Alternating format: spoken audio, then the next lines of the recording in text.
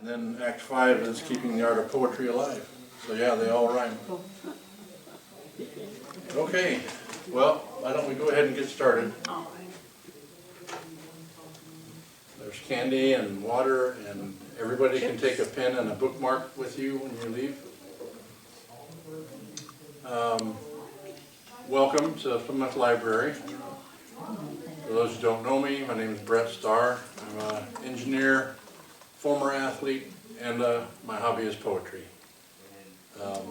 Today we're going to talk about some poems. I'll read some poems from my 5th book, and then we'll have a drawing for a free book.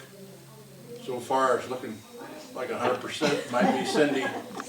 She's the only one in the basket. I put Alberta's name in. Oh, did you? Okay. Oh, she already has one?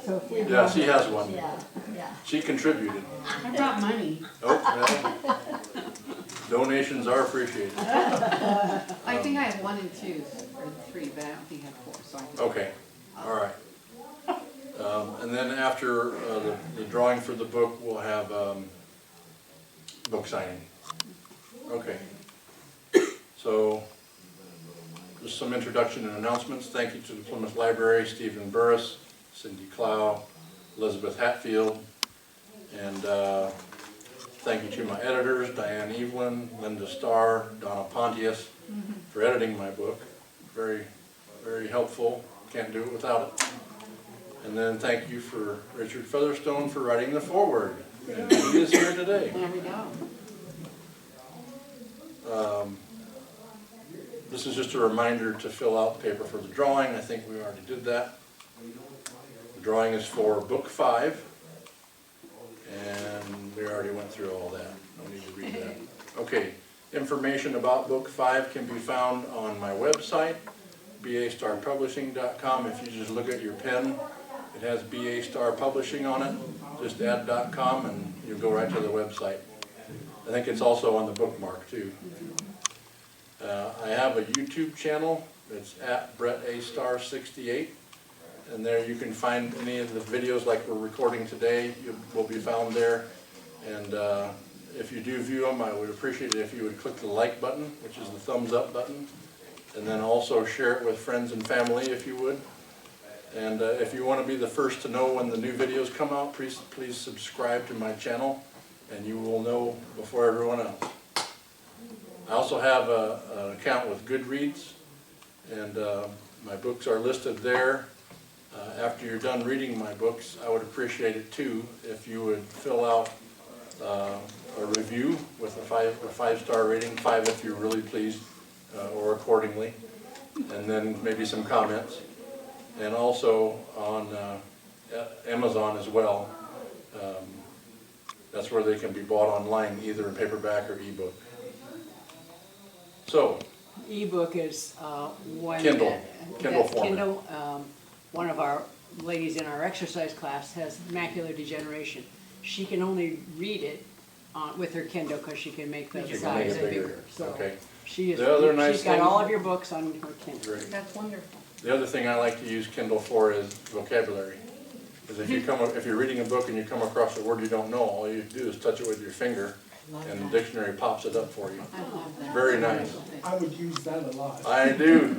Some of the books I have to use that a lot, you know. But so today's question is, what is poetry?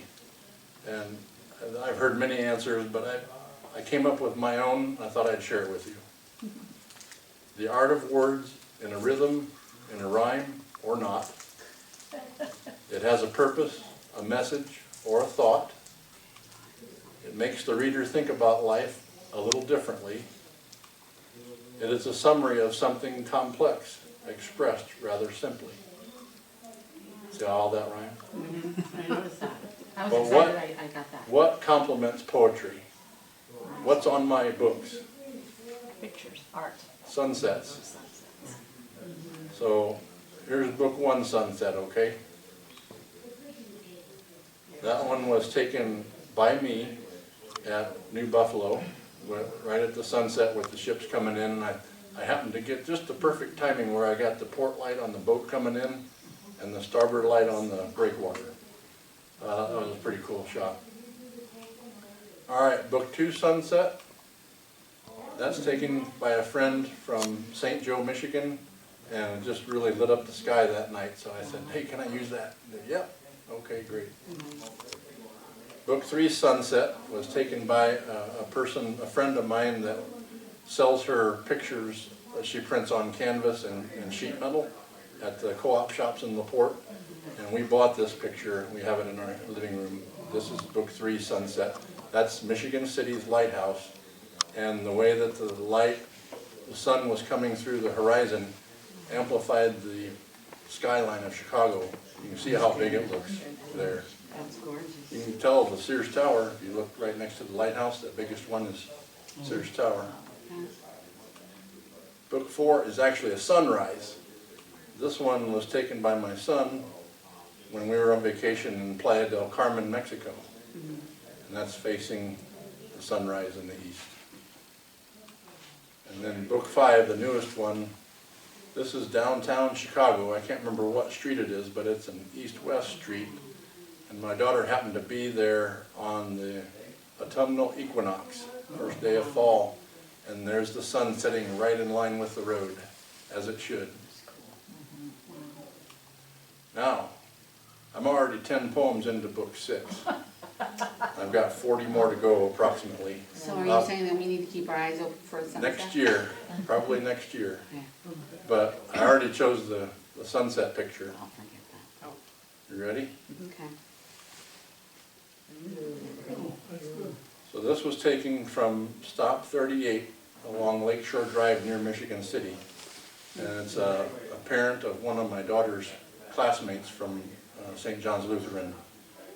Anyway, he lives there, and every day he posts pictures and videos from the Lake Michigan shore. And this one, you can see the lake is partially frozen near the shore, the waves are, and then further out it's melted.